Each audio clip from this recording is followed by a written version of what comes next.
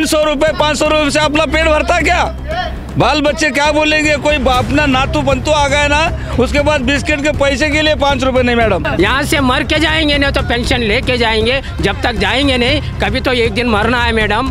ये 300-400 पेंशन के अंदर क्या होने वाला है? हमको बोलने को शर्म लगता है क्योंकि 1000 मिलता है, 1000 में हम लोग लाइफ चलेंगे क्या? ये हमारा मांगे है, ये 8 साल से हम स्ट्राइक कर रहे हैं, वो नहीं सुन रहे। Suppose if our demand is not fulfilled, we are going to make a rigorous strike.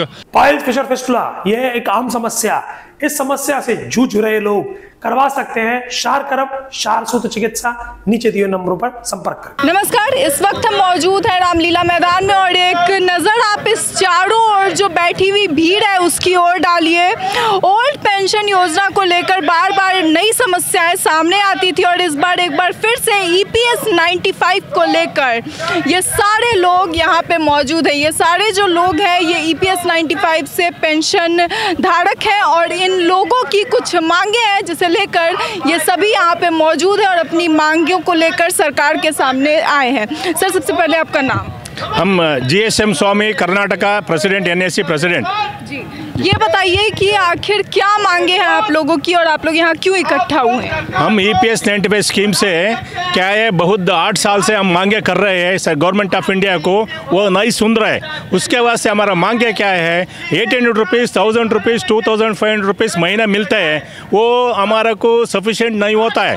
1000 मिलता है आप लोग? 1000, 800 भी मिलता है, 800 भी मिलता है।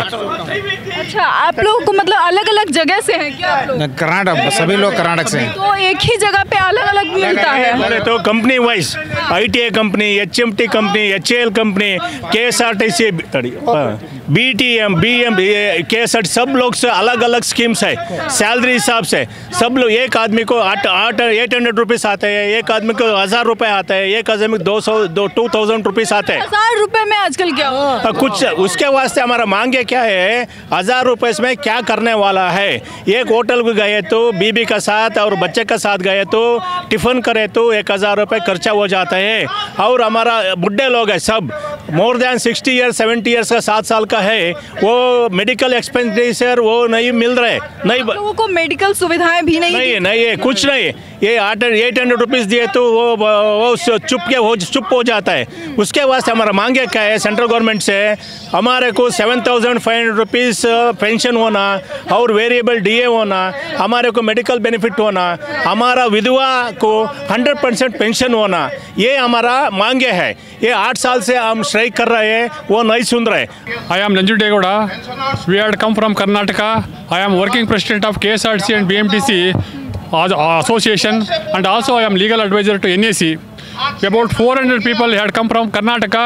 We have traveled 2 days in a train, and we have already sufficiently, I am 70 years, more than 78 years, 360 people had come to over here.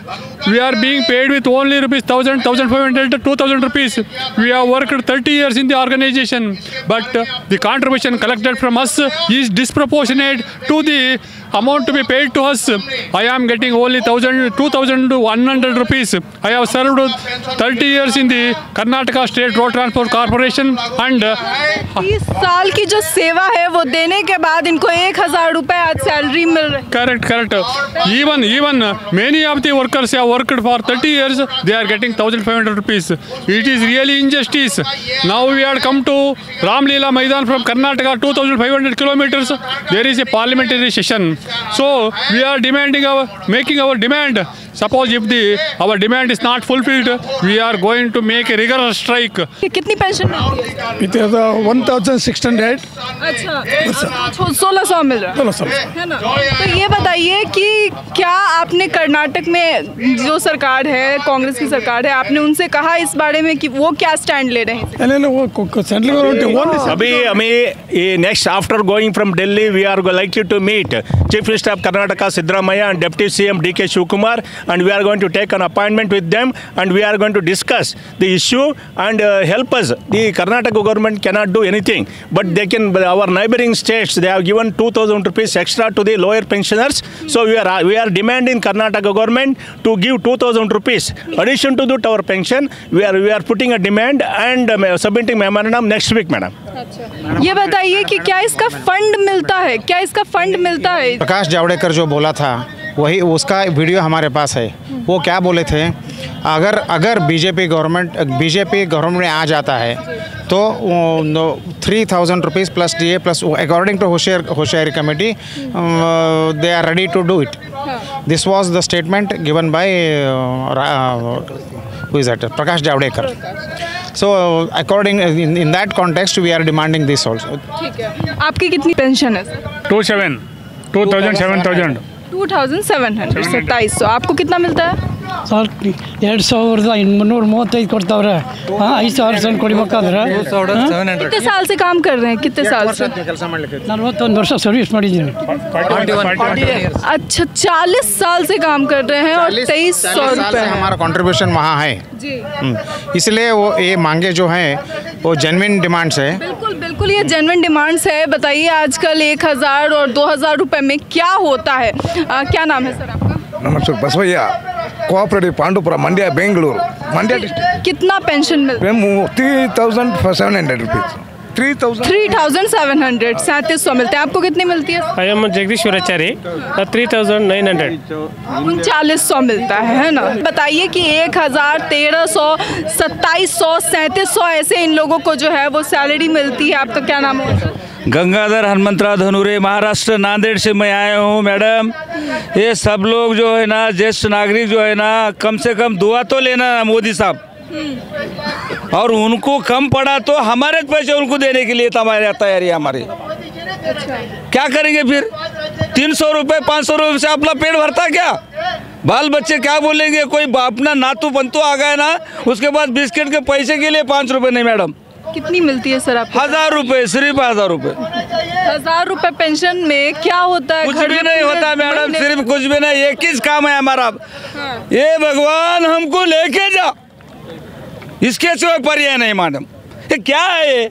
ये क्या है फजीती? देखो कम से कम बूढ़ों लोगों का आशीर्वाद लेना मोदी साहब को विनंती है हमारी, विनंती है हमारी। गली नाली से लोग जी रहे हैं, ये सब लोग, अरे लाइट खाता हमारा है, साकर कारखाना हमारा है, हर चीज़ में एसटी में लोगों को ले जाने का लोग हमारे सर्विस 30-30 लाख करे वाले हैं। अरे क्या हमारी दुआ है? ये इतनी सेवा करके हमारे पल्लू में हम कौन सा पाप करें? मैडम बोलो। यहाँ से मर के जाएंगे नहीं तो पेंशन लेके जाएंगे, जब तक जाएंगे नहीं कभी तो एक दिन मरना है मैडम। ये 300-400 पेंशन के अंदर क्या होने वाला है? इतना हमारा पूंजी है, करोड़ों रुपए का पूंजी है, और टोटली EPF के ऑफिस जो कमिश्नर लोगों ने हमारा कैलकुलेशन भी पूरा गलत करके रखा। कहाँ से हैं सर आप? महाराष्ट्र से हूँ मैं। कितना पेंशन मिलता है? मेरे को 392 रुपये पेंशन मिलता था। 392 20 ईयर सर्विस करने के बाद इतनी बड़ी पूंजी हमें देश के अंदर है। अच्छा EPS में कितना % आप लोगों का काटते हैं कर्मचारी जब आप लोग रहते हैं तब? उसमें क्या है 8.33% है, और ये इफेक्ट फ्रॉम 16/11/1995 से चालू होगा 8.33, तो 10 रुपये के अंदर 8 रुपये 33 पैसा हमारे पेंशन फंड में जाता है। उसका पूंजी हमारे पास करोड़ों रुपए है, और ये देश के अंदर कोई भी पॉलिटिकल लीडर या कम्युनिस्ट पार्टी हो या इंटेक के लोग हो, पार्लियामेंट में बात करने के लिए इनके पास हिम्मत नहीं है। आज 25-30 साल से हमारे को 1,000 से कम पेंशन मिलता है। हमारे बच्चे आज PhD करके आज उनको नौकरियां नहीं है, हम इतने कष्ट से आज उनको आगे चले। आज मेरी बच्चे का PhD करे वाले का शादी करने को मेरे से नहीं होता। आज उन्हें सन्यासी दीक्षा समारंभ, आज मेरा एक बच्चा पतंजलि योग पीठ के अंदर सन्यासी दीक्षा समारंभ किया, देश के लिए लड़ रहे हैं। मोदी नहीं लड़ रहा, मोदी को लाए ये सन्यासी के बच्चों ने लाया वाला है, घर घर जाके प्रचार करे। मोदी ने आज हमारा कामगार के बिना ये देश अधूरा है। कामगार के परसों हमारे पहाड़ी में फंसे वाले को हमारा कामगार भाई जाके उसको निकाला है। देश के घर में दूसरे लोग कमाते होंगे, घर कैसे चलता है? कुछ नहीं चलता है। आज हमारे बच्चे जो अभी इसमें पीरियडिकल बेस में आज देश के अंदर PhD करके उनका क्या है, उसका कोई वैल्यू नहीं है देश के अंदर। ना ही लोगों के पास स्वास्थ्य की कोई सुविधाएं हैं, स्वास्थ्य सुविधाएं नहीं दी जाती है। कोई मेडिकल का जो बिल होता है वो इस उम्र में कितना ज़्यादा बढ़ जाता है ये हर एक इंसान जानता है, और तब इन लोगों को मेडिकल सुविधाएं नहीं है, 1000 रुपये मिलते हैं, और जबकि ये सभी लोग देश की रीढ़ की हड्डी हैं, जो अगर ना हो तो देश किस तरह से चलेगा, ये बड़ा सवाल बन जाता है। सर, कितना मिलता है पेंशन? हमको बोलने को शर्म लगता है, क्योंकि 1000 मिलता है। 1000 में हम लोग लाइफ चलेगा क्या? नहीं, कुछ नहीं चलेगा नहीं। कहाँ से हैं आप? हम विशाखापट्टनम आंध्रा से आया। हाँ, हमको कम से कम 4 डिकेट्स 40 साल हम काम किया, लेकिन हमको कितना मिलता है पेंशन? 1000 मिलता है। 40 साल से काम कर रहे हैं और 1000 रुपये मिलते हैं, और बहुत बहुत बहुत कमती मिलता है। इसलिए हमको शर्म नहीं, ये सेंट्रल गवर्नमेंट को शर्म है, ये मोदी को शर्म आना पड़ेगा। इनका गवर्नमेंट में इतना कम पेंशन मिलना बहुत बहुत इनको शर्म है। कितनी पेंशन मिलती है? 1389 रुपये, 1389। कहाँ से आए? मैं रामपुर से हूँ, जीरोक्स इंडिया में जॉब किया मैंने 22 साल तक। तो ये बताइए कि आज इससे पहले आप लोगों ने मांग की थी, कहाँ पे कोई एप्लीकेशन या नोटिस? कई साल से कर रहे हैं। मैं वहाँ का जिलाध्यक्ष भी हूँ, और मजेदार बात यह है मैं भाजपा का कार्यकर्ता भी हूँ, पदाधिकारी भी हूँ। बीजेपी की सरकार बनाने के हम जैसे लोग मेहनत करते हैं, लेकिन अपने घर में हम दर्द है। हालत है कि 1300 रुपये दर्द है। मेरे पास बड़ी जिम्मेदारी भी मेरे पास है, लेकिन हम बोल भी नहीं सकते ना, अब इसी परिवार से हैं, लेकिन दर्द होता है। इसी क्या बोले, खिलाफ नहीं, दर्द है, नहीं बोल सकते। वोट मांगते हैं घर जाके, बीजेपी की सरकार बनाओ। और आज से नहीं, जब से मेरी उम्र 20 साल की थी तब से मैं बीजेपी के लिए काम कर रहा हूँ। शासन ने मैं नॉमिनेट करा है, लेकिन कभी अपनी बात ऊपर के अधिकारियों तक पहुँचाने की कोशिश नहीं की क्या? नेताओं तक जब राष्ट्रीय अध्यक्ष ने लेटर मांगा था, मैंने अपने परिचय में लिखा था, आदर्श कुमार सक्सेना, जिला अध्यक्ष EPS 95 राष्ट्रीय संस्कृति, 1984 से भाजपा कार्यकर्ता। माननीय राष्ट्रीय अध्यक्ष जी ने वो मेरा पत्र बीजेपी के राष्ट्रीय अध्यक्ष नड्डा जी तक पहुंचाया था। उन्होंने कहा आपके लोग भी हमारे साथ में हैं। ये मत समझो कि सारे पेंशनर बीजेपी के खिलाफ हैं। जितने लोग हम लोग हैं, 80-90% लोग भाजपा को वोट देते हैं। वो कहानी क्या है, मोदी जी जानते हैं कि मेरे वोटर हैं, मेरे घर के लोग कहाँ जाएंगे। अगर इनके वोट नहीं भी, मतलब नाराज़ भी हैं, इनका वोट तो हमें ही मिलेगा। नाराजगी को उनको मतलब ये करना चाहिए। नाराजगी से वोट बैंक पे उनको असर नहीं पड़ रहा है। अपने घर के हैं, इनको मना लेंगे, 10 तरीके मनाने के हैं। तो अब लगता है कि मोदी जी को इस बात पे सुनना चाहिए। अपने परिवार के लोगों की सुननी चाहिए, अपने शुभचिंतकों की सुननी चाहिए, जिन्होंने बीजेपी को 84 से यहाँ तक पहुँचाया है, उन लोगों के दर्द का ख्याल रखना चाहिए। आप कहाँ से? जालना, महाराष्ट्र। कितनी पेंशन? 872 872 872 में घर कैसे चलता? घर कैसा ही चलाना पड़ता, कैसा चलेगा घर? एक सिलेंडर आता 900 रुपये। इसी तरह से जो है ये इनका घर चलता है, किसी की समस्याओं से चल रहा है तो कोई जूझ रहा है। कितनी पेंशन है sir? 1425 only. 1425। I am from Assam. আমি आसाम থেকে এসেছি। यानी देश के अलग अलग हिस्सों से सभी लोग यहाँ पे इकट्ठा हुए हैं, सारे कर्मचारी, और इन लोगों की जो पेंशन थी वो आप लोगों ने सुनी कि किस तरह से कहीं किसी की 1000 है, किसी की 825 है, तो किसी की 392 रुपये है। इसमें आजकल क्या होता है आप खुद सोचिए कि क्या 392 रुपये किसी की पेंशन हो सकती है?